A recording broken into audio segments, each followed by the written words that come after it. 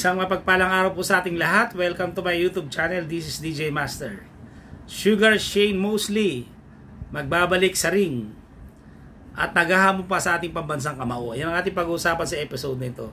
Pero bago natin talakayan mga ka-DJ, bigyan ko muna kayo ng boxing career background ng ni Sugar Shane Mosley. Okay. Ito po siya mga ka-DJ. Si Sugar Shane Mosley ay ipinanganak noong September 7, 1971. Siya ay may edad na ngayong 53 years old, no? Medyo matanda na pagdating sa larangan ng boxing, no? 53. Siguro ano to, bali na impluwensya ng ating pambansang kamao kasi nung mabanggit ko lang during the preparation of our own Manny Pacquiao, nakisabay pa yun sa training ni Pacquiao kaya siguro pakiramdam niya kaya niya pa rin lumaban. So ayan po. Si Sugar Shane Mosley ay lumalaban po sa welterweight at sa light, middleweight or super welterweight division po, no? Meron siyang tangkad na 5 feet and 9 inches. Ayan po, medyo matangkad po. Ang reach niya is 74 inches. Orthodox. Ang kanyang boxing record po, meron siyang total fights na 61 at meron siyang 49 wins mga ka-DJ. Marami-rami. At dito ay meron siyang 41 knockouts. Kaya mataas din po ang kanyang knockout percentage. Ang losses niya ay 10. Medyo marami-rami na. Meron siyang draw na isa at no contest na isa. So ang ilan sa mga notable fights na naging laban ni Sugar Shane Mosley, siguro yung mga masasabi na siyempre, nakalaban niya ng ating pambansang kamao, Manny Pacquiao. Natalo siya rito by decision. Tapos nakalaban niya rin si Canelo Alvarez na natalo rin siya. Pero dito kay Antonio Margarito, yung isa sa binugbog ng ating pambansang kamao, nanalo siya rito by TKO kung di tayo nagkakamali. At dito kay Floyd Mayweather natalo rin siya, no? Siyempre muntik nang mapabagsak niya rito si Mayweather. Kaya lang nagawa ng paraan ni Mayweather. Ayan po. Tapos tinalo niya rin si Ricardo Mayorga pa, sorry. At si Miguel Cotto natalo siya. Mga ilang sa mga notable fights. Ang kanyang huling laban ay kay David Abanesian, no? Na natalo uli siya. Yun po mga ka-DJ. So yan ang pag-uusapan natin ngayon. Ito yung kanyang video clips na nakuha natin. Papakita ko po sa inyo mga ka-DJ. So panoorin po natin mga ka-DJ. Manny Pacquiao is 46 years old. He just fought, to a draw, and he's proven that age is a number. Actually, I want to fight Manny Pacquiao next. I'll fight him next, and then I'll fight the winner fights Floyd Mayweather. I want to get out there and show the world that I'm still here. You can't get rid of me. When I'm ready to leave, then I'll leave. If I'm not ready though. I love boxing. So ayun po mga ka-DJ, napanood natin. Mukhang porsigido ito si Sugar Shane Mosley na bumalik sa boxing at sinasabi niya parang katulad kay Manny Pacquiao, age is just a number, na I'm still here, no?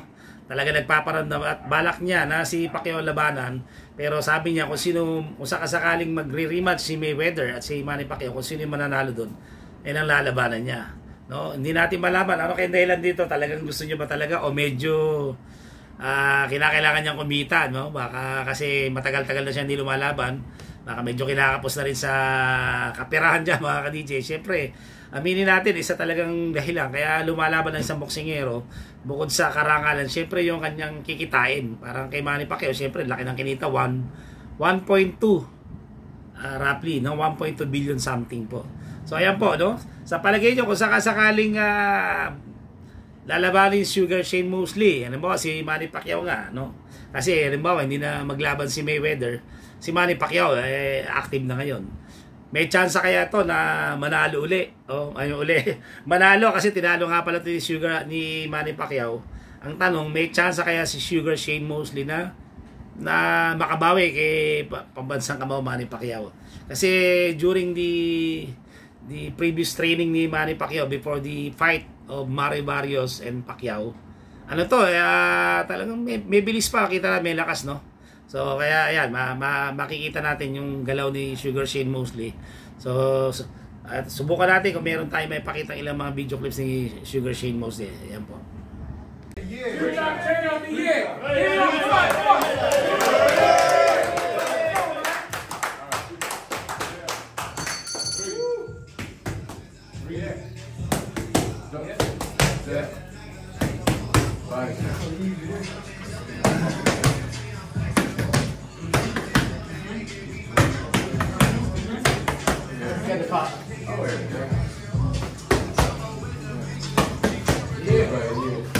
Let's go, Poppy.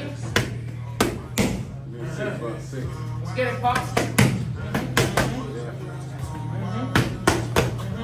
We got the old school pads.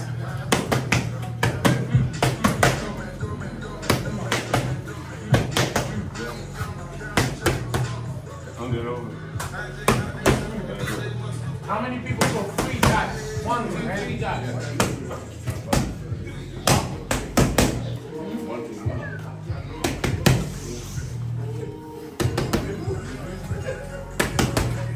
Right here, that's it.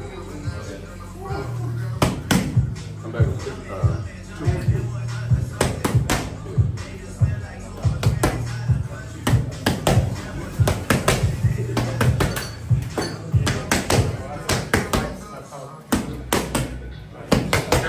In fairness mga ka-DJ, may tigas pa to si Shane Mosley, may bilis at lakas pa, no? So tingnan natin kung may chance kung sakaling magkalaban si Manny Pacquiao at si Shane Mosley. Mukhang maganda-gandang laban to mga ka-DJ.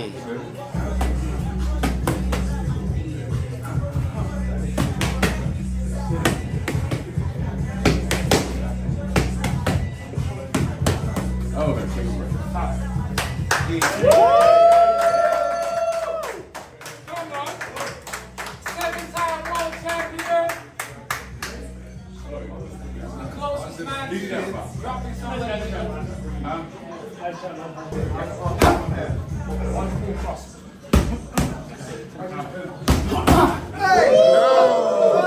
Mga ka-DJ, magiginalaan talagang yun, lumalabas na yung lakas at saka yung bilis pa, meron pa talaga, kumbaga sa tao may asim pa, no? May tikas pa to, mukhang may ibubuga pa. Tingnan natin kung matutuloy yung laban nila dalawa ni Manny Pacquiao.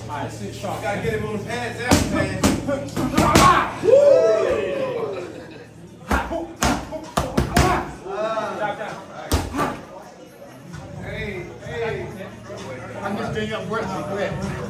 Sugo! Sugo! Sugo shit!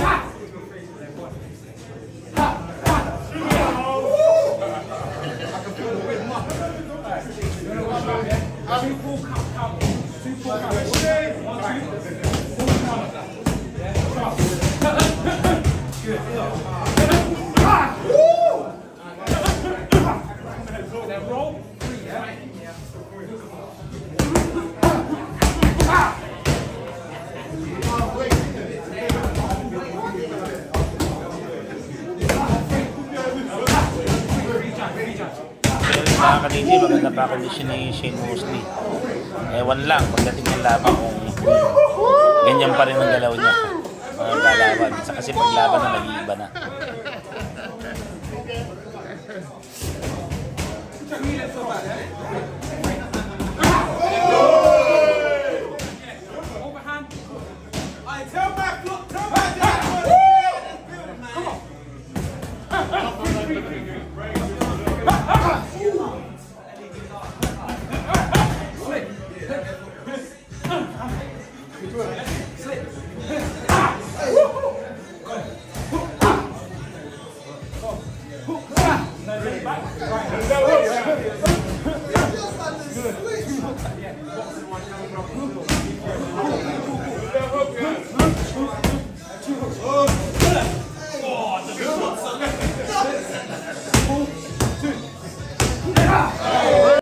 So ayan po mga ka-DJ, yun, nakita naman natin dito sa video clip na binahagi ko sa inyo, no? Meron pa namang kumbaga sa may asim pa, no? Andun pa rin, may lakas pa rin at bilis, pero iba na kasi pag talagang laban na, no? Parang nangyari kay Pacquiao, no? Ang bilis sa training, yung mga pinapakita, pero pagdating sa laban, hindi na ganun. So ang tanong dito, kung yung tatagal pa ba si Shane Mosley, yung stamina, questionable rin dito kasi at the age of 53, excuse me po, At the age of 53, medyo may edad na talaga to. Si Pacquiao nga, 46, magpo-47, may edad na. Eh, lalo siya, 53. Kaya, tapos, inactive pa siya ng matagal na panahon na rin. So, yun ang questionable na naman. Pero, maganda to. Magandang laban siguro to. Kung magkakaharap ulit si Manny Pacquiao, pwede. Pero, palagay ko, medyo mahirapan na si Shane Mosley. Matagal-tagal lang di lumalaban. Walang ensayo masyado. So, yun. So, ayun po. Kayo mag-comment po kayo sa tingin nyo po kung may chance kaya na manalo to si Sugar Shane Mosley kung sakaling makakalaban niya ang ating pambansang kapuas. So, ayun po mga ka-DJ, ayun po yung update. Sana po yung nagustuhan yung binahagi ko sa episode na ito. So, abangan yung mga susunod pa natin mga vlogs. Bibigyan ko kayo ng mga updates. Huwag may nakuha tayong RCS kay Manny Pacquiao. Nga discuss na natin nakaraan yung mga posibleng makalaban niya. And then, mga naka-line up si Tank Davis, Rolly Romero, Mayweather, kung sakasakali, Juan Manuel Marquez. So, at saka yung possible rematch kay Mario Barres po. So, ayun po mga ka-DJ, pansamantala nagpapaalam po si DJ Masi nagsasabing, laban lang, God bless you, see you on my next vlog, bye.